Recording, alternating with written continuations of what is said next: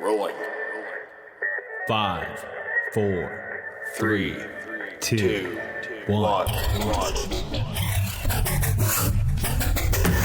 You're listening to American Slacker Podcast with Matthew Gertz and Jesse Landers.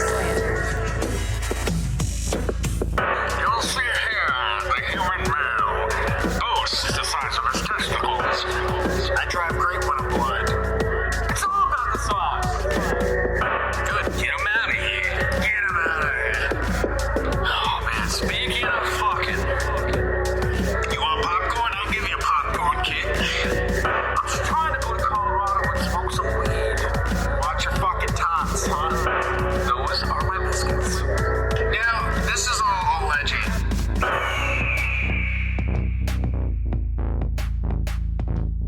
Welcome to American Slacker Podcast. As always, I'm Matt. And I am Jesse. And you notice how he's not the master of ceremonies anymore, people, because I took it from him. Like I said I was gonna. I couldn't keep it anymore. Literally, I went to go get it. And it was fucking gone. Took it. I stole that shit as soon as he went to sleep that night. And if you don't know what I'm talking about, go back, check the bonus episode we dropped just a couple days ago on Saturday, and you'll get the reference. I snatched that shit. I need a new title now. Go I can find still one, be dude. I can still be master of similes. Yeah, no, that was a fun episode, and it was we doubled up on the listeners. Did you say similes or did you say ceremonies on the last episode? Because I thought you said Both. ceremonies. Both. Okay. Oh, That's my backup slick. title. That's Okay. my backup title. Okay. Okay. I just wanted to make You sure I always stole gotta the have right one title. in the back Okay. pocket. I saw you had a couple there, so I stole ceremonies. I didn't know. Maybe I grabbed the wrong one. I don't No, know. ceremonies was my newest one. I couldn't even Yes, not even that's for like more than one episode. That's what I wanted. I'm Gotta glad. come up with a couple more. So yeah, be sure to check out that episode so you know what the fuck we're talking about. And as always, we always like to start off our bizarre news with a little. I'm doing this all wrong. We always like to start our weird news with a little bit of weed news.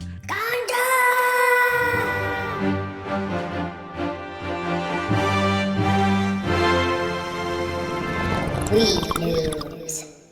And this time around, it's federal. This shit's going federal. Oh yeah. This coming week, actually, the week this episode will be out, Congress is planning on holding a vote on a possible end to federal prohibition of marijuana. So this is huge. That is great, man. Is it going to affect all states individually, or like what's going on with that?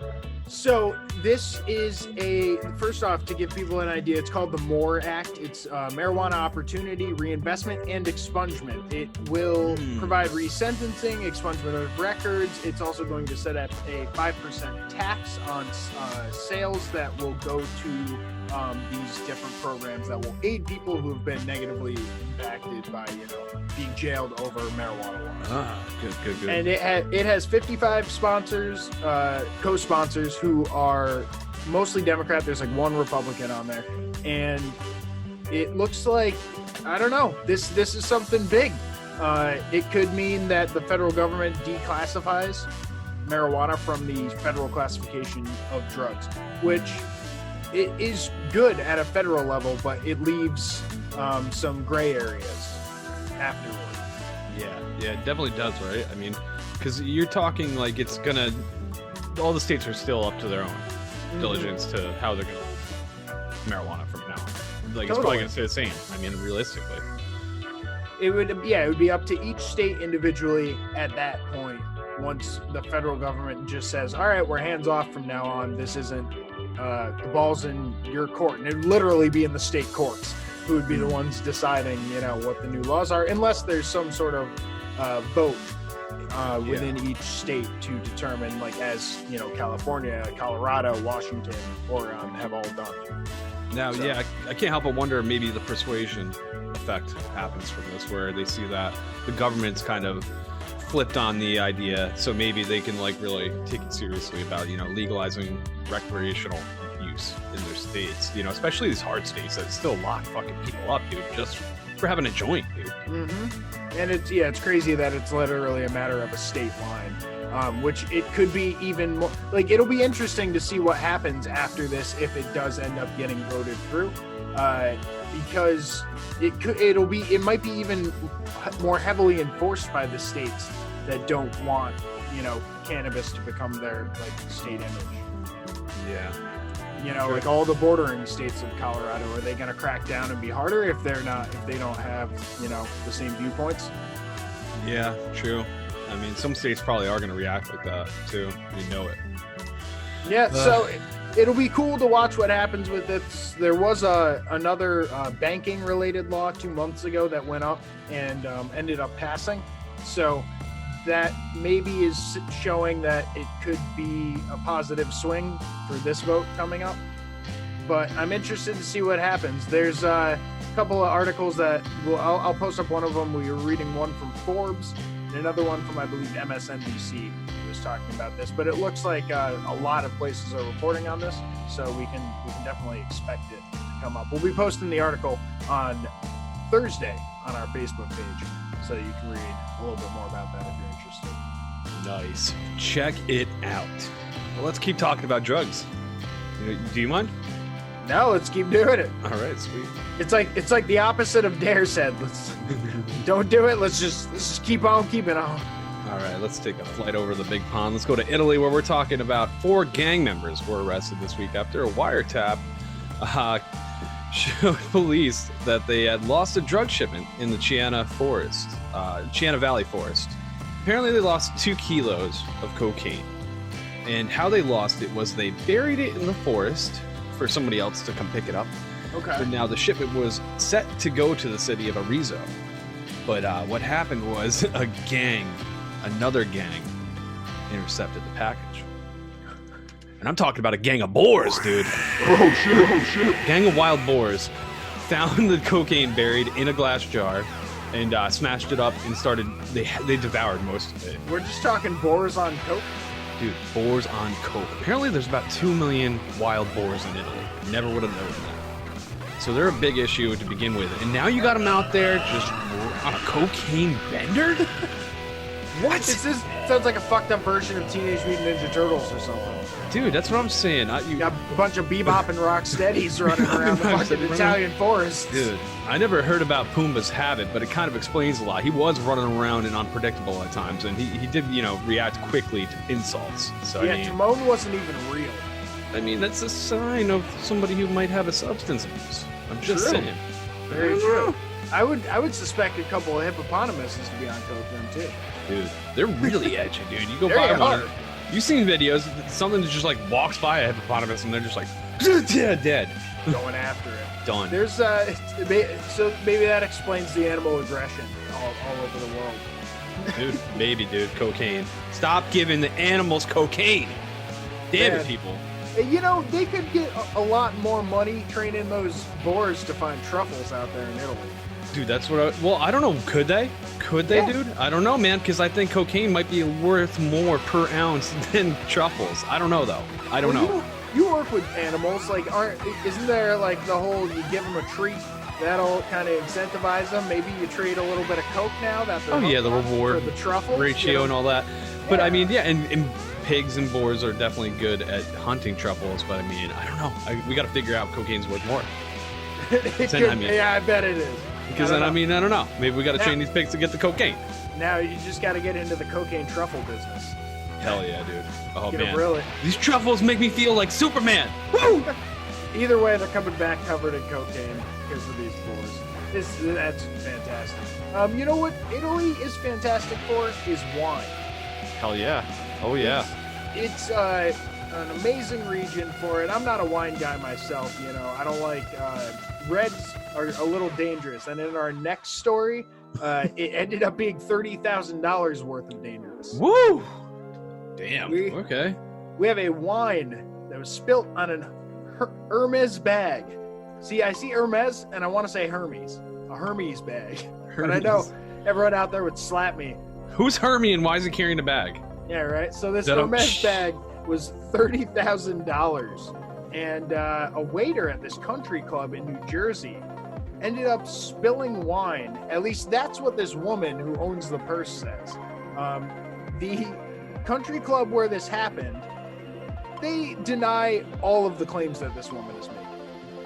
Her lawyer says, my client is asking the employee to pay whatever they owe, that was damaged at their establishment.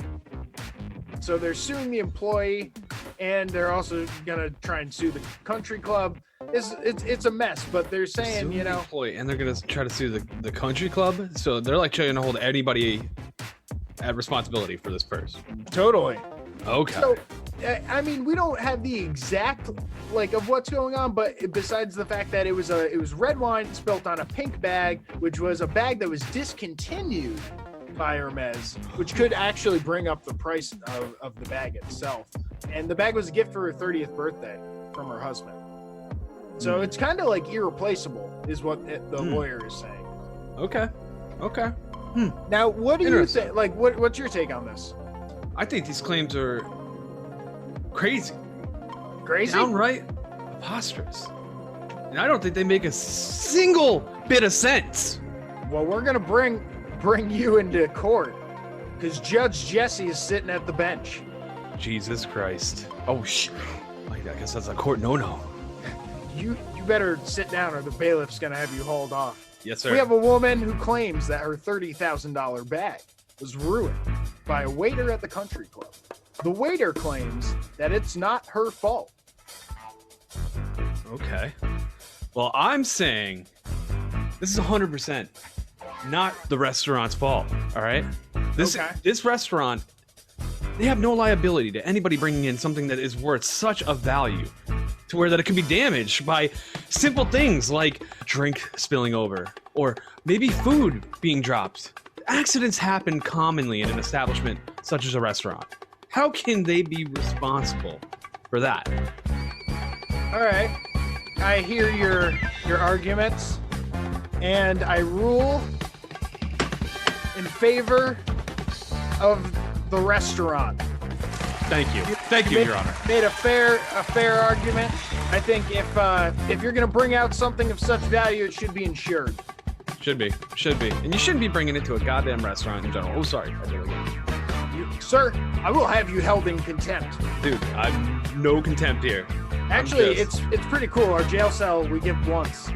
Oh, can put me in contempt, baby. You got to curse again. I can't do it. God damn, this is the best court. Haul him off! Get him out of here!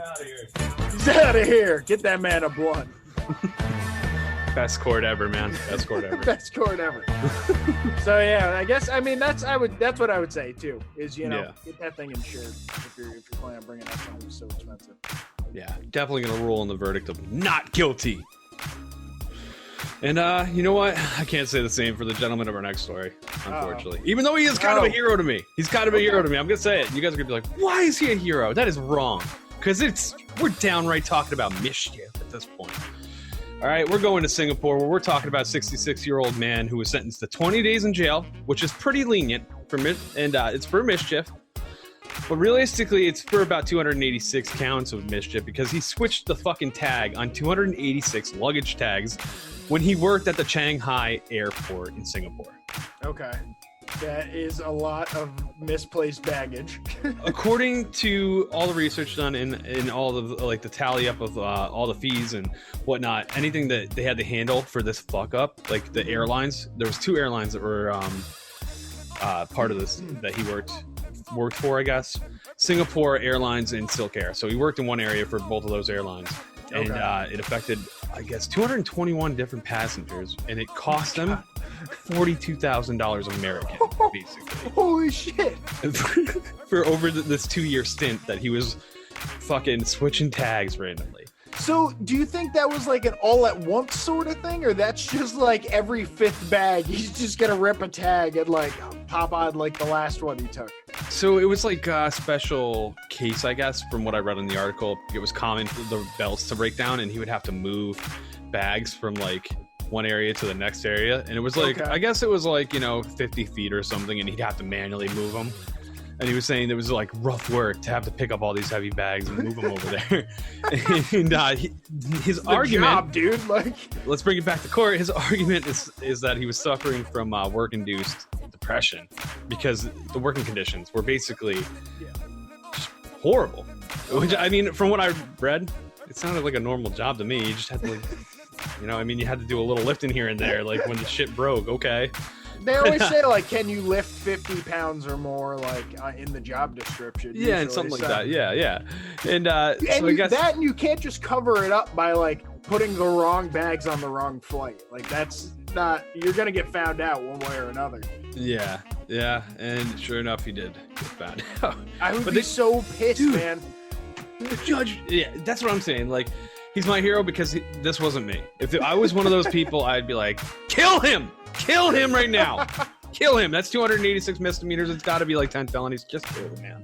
He's done. So, what was his punishment for all this? Basically, the judge took pity on him, and he's let him go for, like, basically just 20 counts of mischief, which normally mischief can get you up to 1 year in jail. It's and like a fined. 10-to-1 ratio on like the mischief being Charged him for 20 of them. Gave him a day for each charge. 20 days in jail. He's an older guy, 66 years old. I mean, he's old. Maybe he just, you know, took pity on him for that. Maybe he took pity on him for, you know, the horrible conditions he had to work in. I don't know. Don't put him in charge of fucking anyone's shit anymore. Dude, apparently he worked at the airport throughout the court case, too. And then they let him go after the court case. Like, well, he's not proven guilty yet, so. Yep. You won the court case, but you didn't win your job. So it's 280 something that we know of since, like, he went back to work. Who knows how many he did during the court case. Serial fucking tag switcher. So let's take a flight over to Chicago, where a bar has installed 70 big mouth Billy Bass toys on their wall to sing in unison. And this isn't just slapping fish on a wall. This took computer programming, specialized editing software for the specialized software they wrote to run the fish wall. Dude, I haven't seen one of those since like 1999. That Billy Bass thing, dude. That was like the biggest thing on TV back in 1998.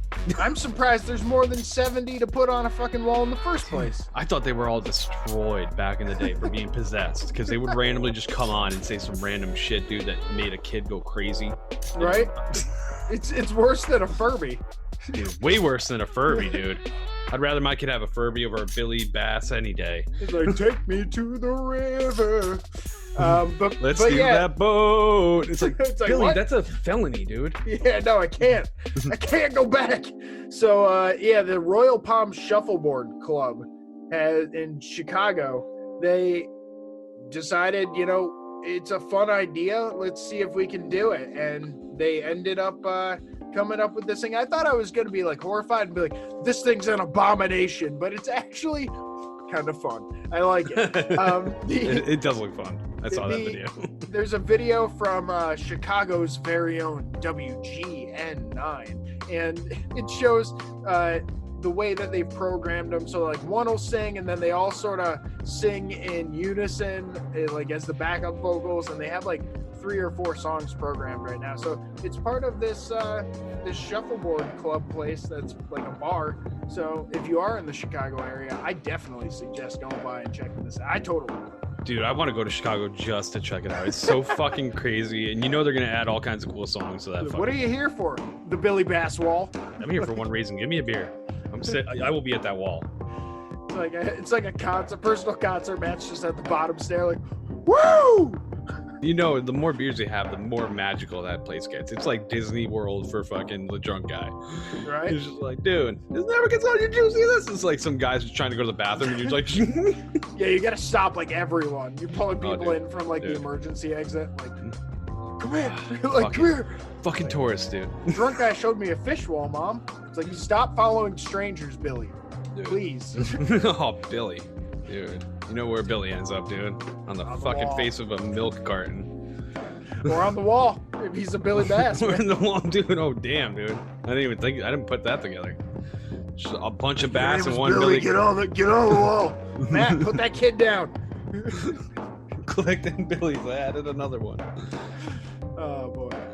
All right. Well, man, talking about bars, let's talk about some liquor, man. And I know you're a man who likes to have a couple mixed drinks here and there every now and again. Totally. Right. Whiskey, some vodka. I've been getting into gin. No, I'm Really? not quite over on it. Tequila's always fun. maybe I can make a recommendation to you for a nice little gin then. Okay. It's called Indiovu, and it comes out of South Africa, so it's really nice. It's an import. You know, it's pretty cool. Okay. Yeah. Live a little bit. Get culture, man. Get a little culture in your life. That's all I'm gonna say. Culture in your mouth. Yeah. So you're gonna try it, right? I'm not agreeing to anything. What? I know our news. I thought I would guilt you with the culture thing. All right, well, let's go to Mossel Bay, South Africa, where we're talking about we have people making a gin. And this is a special type of gin because one of the ingredients in this gin is elephant dung.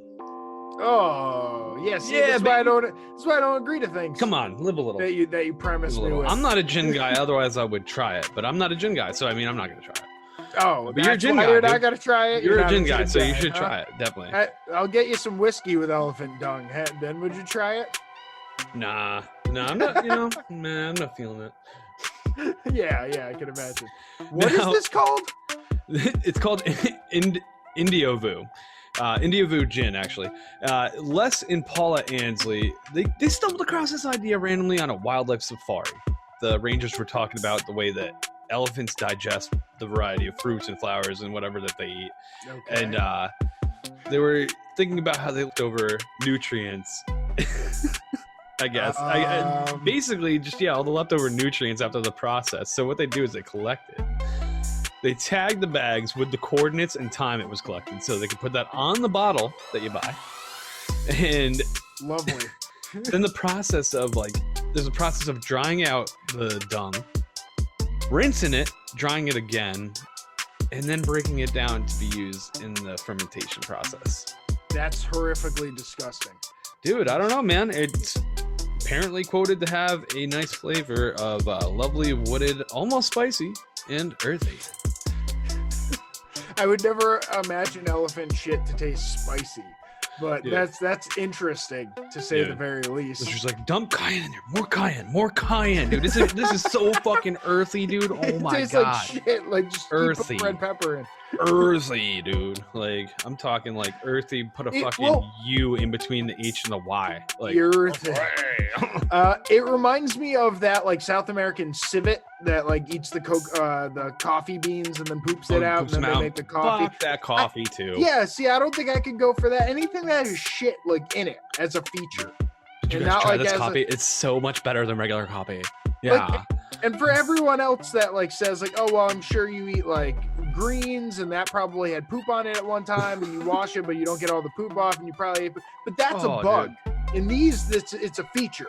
There's a feature and a bug. I'll take like a bug over a feature any day when it comes to shit.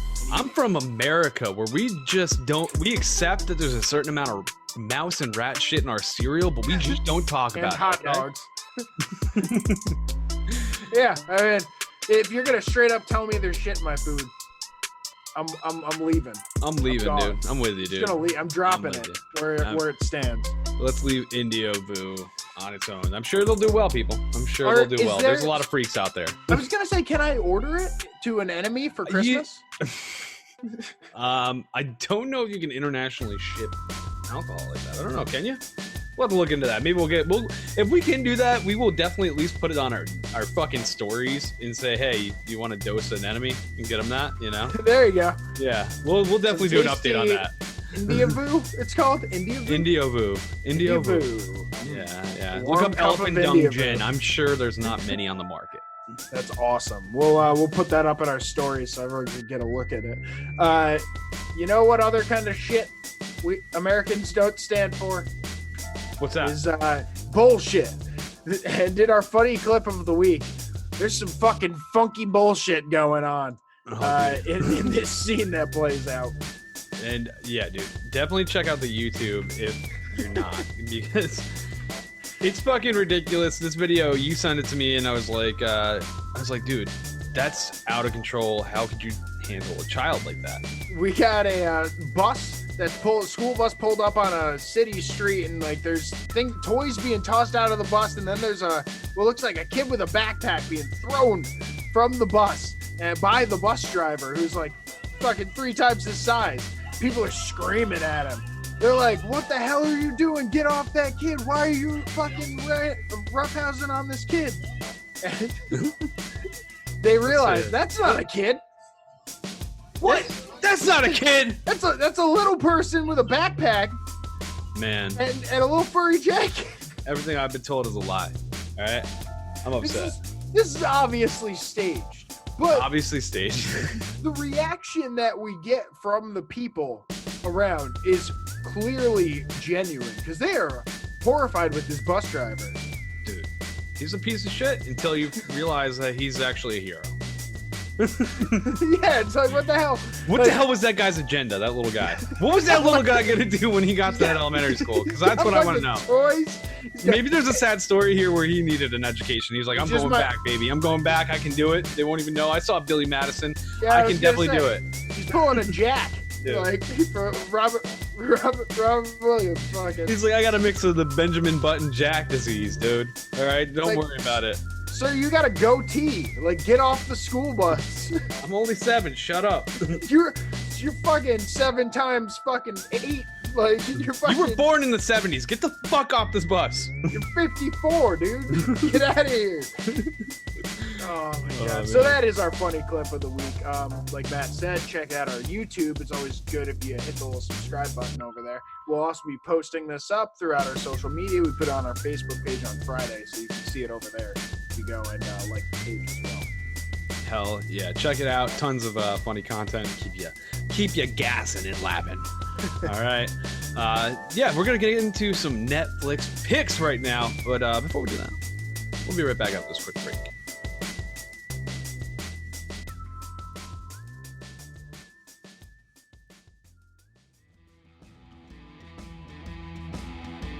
Support for American Slacker comes from Manscaped, who's the #1 in men's below-the-belt grooming. Manscaped offers precision-engineered tools for your family jewels. I don't know about you, Jesse, but I am sick and tired of being outmatched by these razors and traditional trimmers that you get in the store, and no matter what, they fucking snag your nuts. That's why Manscaped has redesigned the electric trimmer. They have a Lawnmower 2.0 razor, which they have sent our way, has a proprietary skin-safe technology, so you won't get those nicks or snags on your nuts. Nice! Manscaping accidents are finally a thing of the past. Yeah, and with our 20% off code plus free shipping, you're going to be saving a bunch of money and getting some great products that won't end up making it look like a war zone down there. All you got to do is enter Slackers at checkout. Manscaped.com. 20% off. Get your anti-chafing ball deodorant, your sweet Lawnmower 2.0. Your nuts will thank you later. You can even rep them by getting yourself a Manscaped.com t-shirt. So head on over to Manscaped.com, 20% off at checkout, enter code SLACKERS. Get your ball swag here.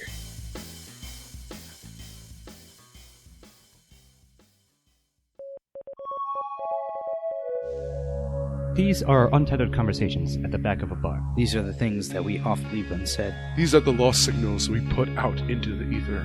With discussions on video games, Movies, Literature, philosophy, and more. The Lost Signals is a podcast platform for interesting analysis of pop culture at large. Founders, Scott Thurlow, Stephen Hermosi, Jonathan Ian Manzer, Chris Morgan.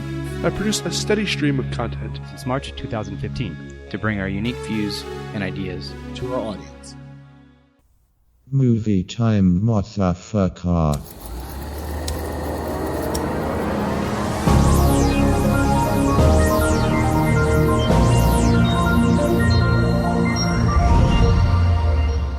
And we're back. Yeah, I'm into this. I'm really excited.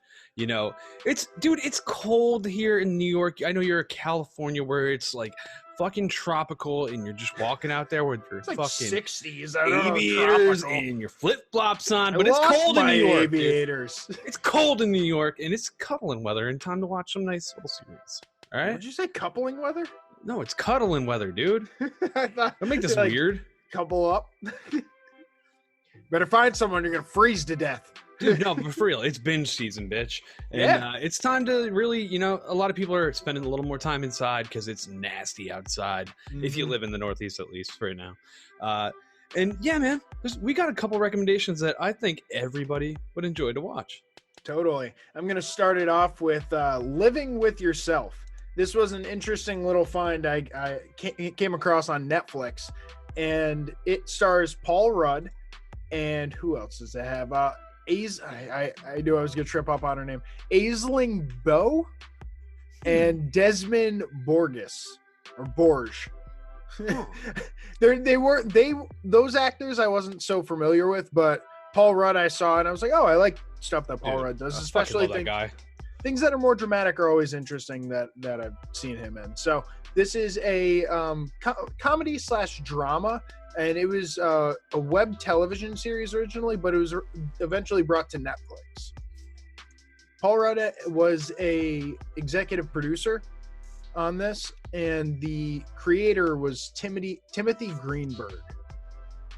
So I hadn't heard anything from these people before, which besides Paul Rudd, it was honestly, he was the draw to like even check this out. But once I saw the trailer, it kind of pulled me in and I was like, okay, this seems interesting. And basically the idea is Paul Rudd's character goes to a spa one day, and this spa is supposed to, rejuvenate your life and make you a brand new man. And like you come out, he saw one of his coworkers who have originally recommended it to him.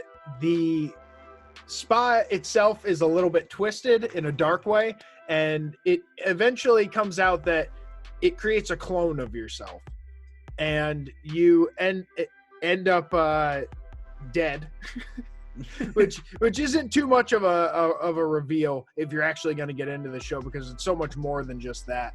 And he wasn't supposed to live through it, so now he has to deal with the fact that he and his clone are both trying to live his life. Oh man, it's so wild. Like Paul Rudd gets to do like the Eddie Murphy thing. He gets to do the Mike Myers thing, get to like, that's got to be weird acting with yourself. Like, that I always wondered that as a kid, like how it's like, how to get into the zone when you're like playing to yourself as another character and you got to go into that other role.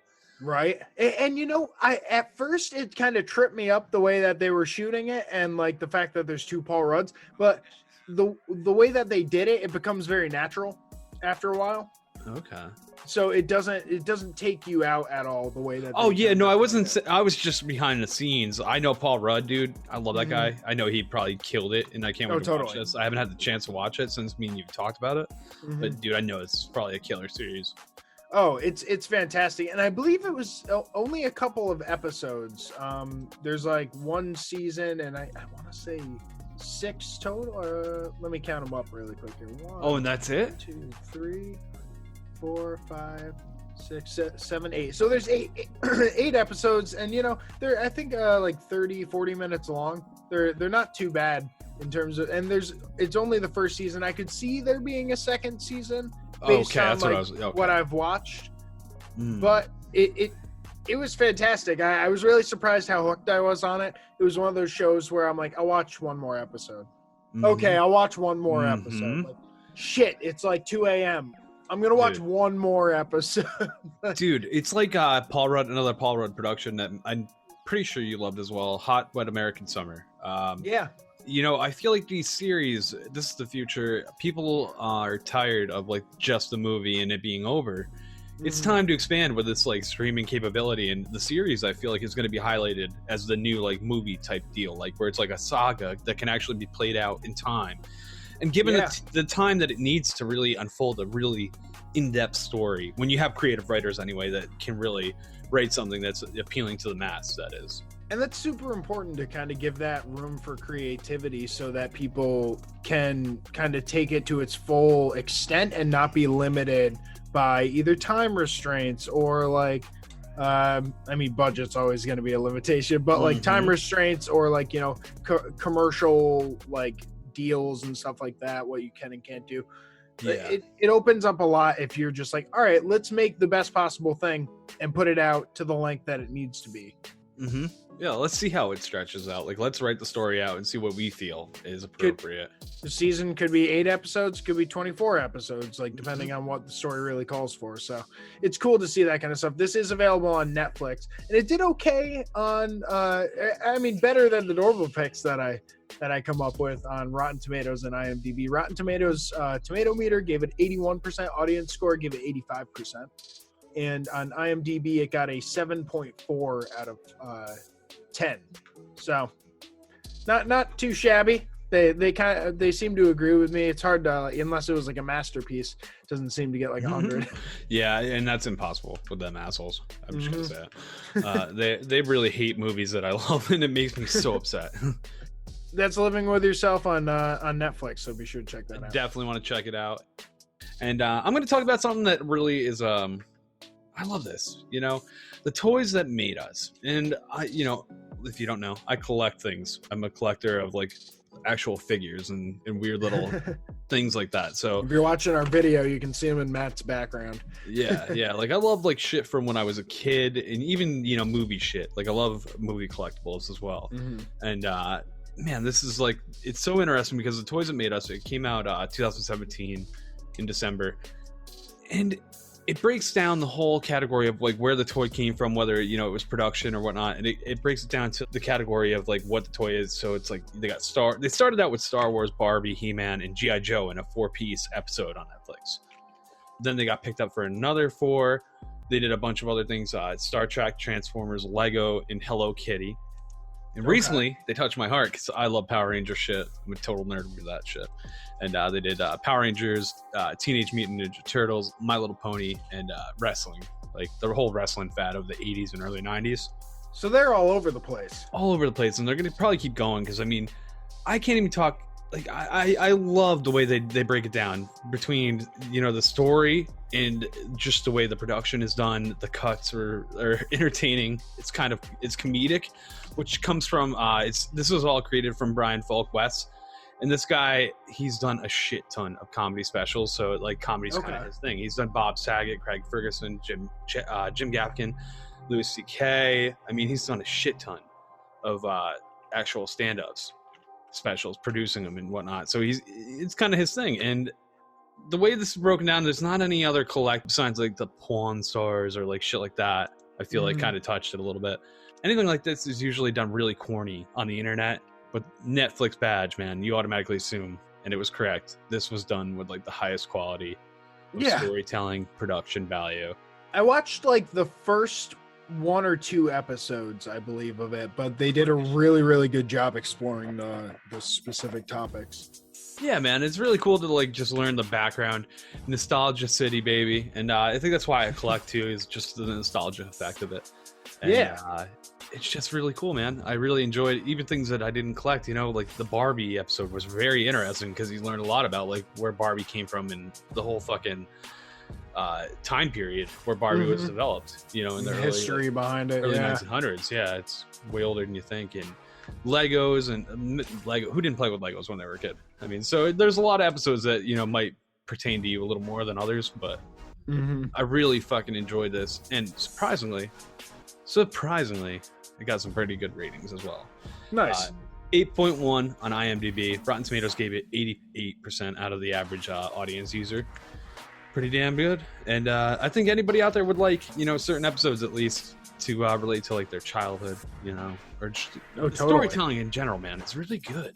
Documentary wise, I mean, it's hard. A lot of people with documentaries go haywire and they just go all over the fucking place. Where this is like a straight line you can get behind and learn a story with fast fun facts in between that won't break your actual attention. Yeah, it's a lot more upbeat than like other documentary series. Yeah, 100%. A little shout out to my buddy Jeremy Matheson. He got a little like clip in the credits, I think, of the Ninja Turtles episode. That's awesome. Toys that made us. He at Gigagerm, JIGGAJERM on Instagram. He's got a little picture there because he's one of those people. He loves them, the old like toys, specifically in his case, Teenage Mutant Ninja Turtles. And it's cool to see like a lot of these collectors highlighted throughout this series. That's what you really notice. Like, the passion, man. You see that passion and you can't help but respect it, even though it's like something like different than the normal of like, just like these dudes like have houses that are overcrowded with this shit. But it's just it's like a whole room usually. Seeing that passion, there's something about it for me that's just like, wow, that's cool. Like fuck, that dedication you can't deny, Right. No, that's really cool. Yeah, hell yeah. And definitely check these 2 specials out on Netflix. 2 miniseries that are fucking wonderful. Definitely easy to check out. Get that Netflix, man. It's fucking $10, right? I mean, it's $10 a month. I haven't even looked in a while. Has it gone up again? They're bound to go up again. I think you can get it went up for a little bit by like $1 or $2. I think it went from like $8 to $10. So yeah, so cheap for the thousands of titles. Unfortunately, we don't have a code for you yet. They haven't reached out to us for a sponsorship. I think they're doing all right. They're doing all right. They're doing okay. They don't need our help. So yeah, be sure to check out Living With Yourself and The Toys That Made Us on Netflix. And we're going to be right back with a Black Friday related Fact or Wack game. So be sure to stick around for that.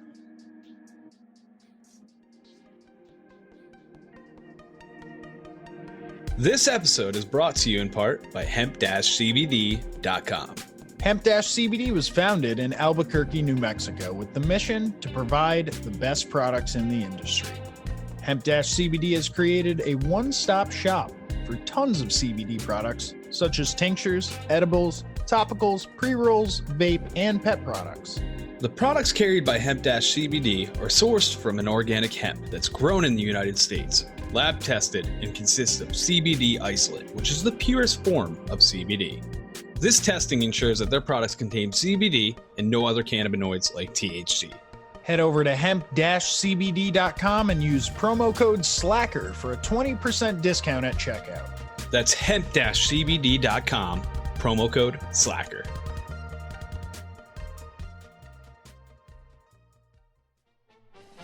Hey everyone, this is Steve. And this is Adam. And we're part of the Hop Nation USA podcast, Pittsburgh's #3 craft beer podcast. Join us every Friday for new beer reviews. We'll talk about the news, history, and homebrewing. Plus, we'll sit down with the best brewers and industry personalities that'll have us. So whether you're a casual drinker, a hazy boy hophead, or even if you're a whale hunting cellar hoarder, just search Hop Nation USA on Apple, Spotify, or your favorite podcatcher and join the nation.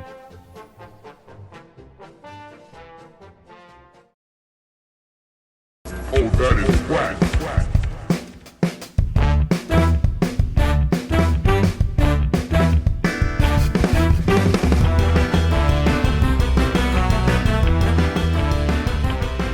And we are back with a little fact or whack. Some rhyming action there for you, Matt. How's that make you feel? It makes me all tingly in the pants. Is that what you wanted to hear? Oh God, yes. Fuck out so of here. we're getting into a game here. Normally Matt does the fact or whack, but this time we're gonna switch it up, and I think I'll take the next one too while we're at it. I'm gonna claim it. What? We're claiming shit now? Okay. Yep. That's how it works. If you're gonna take away my titles, I'm gonna start claiming. It's segments. gone. So just fucking let it go, dude. It's like a fucking game of Risk. In the here. master of ceremonies. Extra troops to. What is yours? Yours like the Oracle of bullshit or something? Yeah, you know what? I'm taking another one now. I'm the Oracle of Bullshit. Jesse Landers, Oracle of Bullshit and Master of Similes. All right. Take it then. And currently the host of this game that we call Fact or Whack. Basically, I'm going to spit out a fact about Black Friday because, Matt, I don't know if you know about it, but there's some sales coming up. It's going to be Black Friday soon enough. We're creeping up on that Turkey Day, and people are going to be killing each other just to get a flat screen. Why is this Friday so dark? I don't know. Well, it is Black Friday, so I mean... So we shall see how you do on this. I got 5 possible facts that may be whack here that you have to call out. Okay. Let's start with number 1. The day after Thanksgiving is referred to as Black Friday because of the profits seen by retailers on that day. Fact or whack? Whack. Oh, that is whack. That is whack. You are correct. I had to hit you with the Not Another Teen movie. That is whack.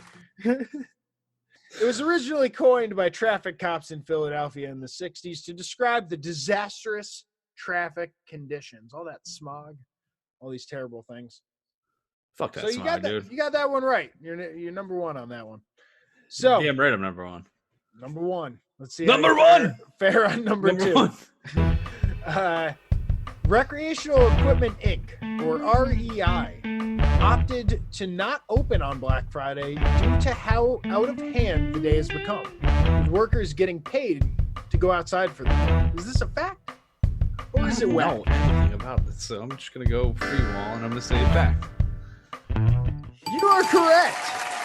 That is Number one. The company Recreational Equipment Inc., which is like a cooperative. It's their 5th year in a row closing for Black Friday and Thanksgiving. In a statement on their website, it says, because we think spending time outdoors is more important. Oh, yeah, get outside, dude. Fucking Two roll for down two. a hill or some shit. They're like Gander Mountain. They do like, camping equipment and shit like that. So it kind of falls in their wheelhouse. Oh, dude, it's all a plot to sell more fucking shit, dude. But they're closed. They want to sell you some tents and fucking outdoors. Well, I guess pants. you'd have to get it beforehand. So yeah, it might be. Is that their dark motive at REI? They got fucking closing? stock in Colombia and shit, dude. Get out of here. So 2 for 2. Let's see if you can get number 3. Is this a fact or whack? More people are killed in a year in the U.S. on Black Friday than by sharks. That's a lie. That's whack as fuck, dude. We know sharks are out there murking motherfuckers daily. They're just looking for somebody to murk. That's what they do. Oh, I am sorry. That is not whack. That is a fact. Hit me with facts, then. I want to know about this. The U.S. averages just 19 shark attacks each year, and only 1 shark attack fatality every 2 years. And that's by National Geographic. Last year, 12 people died on Black Friday, and 117 were injured. And there's actually a website called BlackFridayDeathCount.com that keeps track every year of how many people have died. And 12 deaths last year, 117 injuries on Black Friday. I feel like there's some shark attacks that aren't accounted for in this, and I'm upset by that. All right, because I know that sharks murk more than 12 people a year. There's got to be. I mean, 365 days. You're telling me. In the U.S., though. So we're talking about, like, most of the U.S. is not sea. It's only the coast. 343 days of the year, people are swimming out in the ocean and not getting chomped on by the alpha predator that we all know is the shark. Yeah, man. In the U.S., if you factor in probably like the Pacific, Oceania countries like Australia and shit like that, it's probably a lot higher. But I was counting only the U.S. because I'm only counting the U.S. Black Friday deaths. True. So I thought it was only fair. I'm not going to put sharks, the whole world of sharks, up against just U.S. Black Friday. I gotta be fair here. You're talking limited space then, so yeah, I guess that makes sense. There's no shark attacks happening in Kansas or Missouri. All right, man. All right. So you're 2 right, 1 wrong. Let's get on to number 4 here. According to polls, 12% of Black Friday shoppers are intoxicated. Is that a fact? Or is that whack? Wait, what percentage? I just heard Black Friday shopping intoxicated. According to polls, sounds good. According to polls, 12% of Black Friday shoppers are in fact intoxicated. 12%. Hell yeah, dude. Hell motherfucking yeah. Because I don't know what hours they're calculating this, but I'm assuming they're including the hours that are like, we open at 5 on Thanksgiving Day. And it's like people are like coming right from Thanksgiving dinner. They just took down a fucking turkey, an onslaught. I'm talking, they fucking took down a turkey leg and they had 12 gin and tonics. And they're like, I'm going for a big screen tonight, baby. Let's go. And yeah, I think 12, dude, thank you. Correct. I'm going on a rant because I know it's true. A survey conducted on behalf of Retail Me Not showed that 12% of Black Friday shoppers admit they search for deals while under the influence. That seems like a not smart idea. You're going to be buying shit you do not need. Probably. Yeah. So you won it. You got it. But let's do this last question just to see if you can get this right for pride. In 2016 on Black Friday, an 8-year-old boy took hold of a promotional t-shirt gun at a West Virginia shopping mall and fired into a large crowd. Several people were injured, including a 73-year-old woman who suffered a broken nose and bruising to her face. Is that a fact? Or is that whack? That's fact as fuck.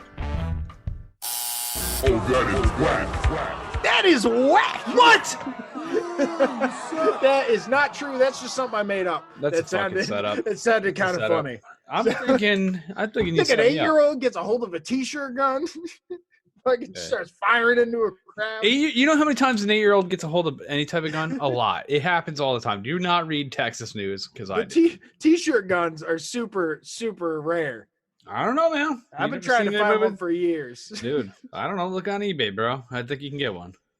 But I will say that was whack. But in 2011, shoppers at a California Walmart were subject to a shower of pepper spray, compliments of a 33-year-old woman who, in a feeding frenzy while opening a pallet of video games, she struck nearly 24 people, including children, who all suffered nose and throat irritation.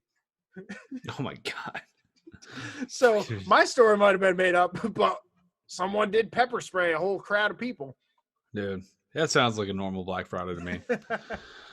So that was our Black Friday Factor Whack. Be careful out there. Dude, be careful sales. out there. Yeah, seriously, get your deal, but also watch out. Be vigilant. And just watch your six. Dude, watch your six. Maybe wear some goggles. I don't know. If people are pepper spraying people, wear some goggles. Yeah, it wouldn't hurt. You might look weird, but you'll be laughing later. They'll be laughing at first, but who will be laughing last? That's all. We'll be the one walking out with that flat screen.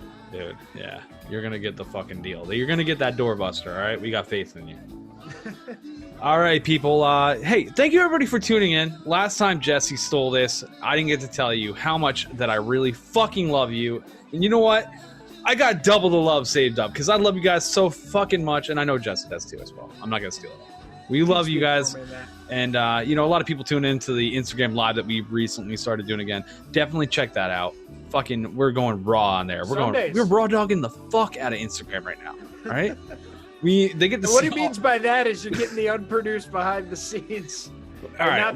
Not that we're transmitting any diseases. Dude. They get behind the scenes. They get to talk to us in between the show, ask questions about the segments. It's a lot of fun. I mean, what more are you going to get that? We get another 10K on Insta, and I'm telling you, we're not doing this anymore. We're going to be charging for autographs. All right. So get in while you can. See that Instagram Live. Also the YouTube. Check out the videos that we produce. It gives you a visual element of the show.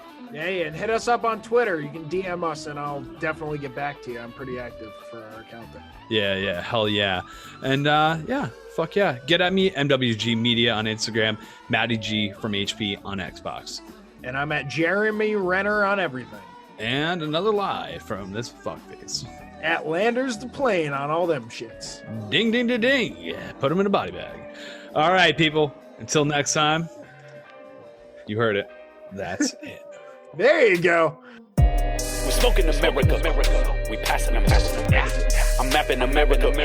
I'm psyching America. We talking America. We blazing America. This is fucking America. We're psyching America. This has been American Slacker Podcast. You can reach the show by searching American Slacker on Facebook, Twitter, Instagram, YouTube, and Reddit. Or send them an email to americanslackerpodcast@gmail.com. You can download and rate American Slacker on iTunes, Spotify, Stitcher, Google Play, and all other podcast platforms.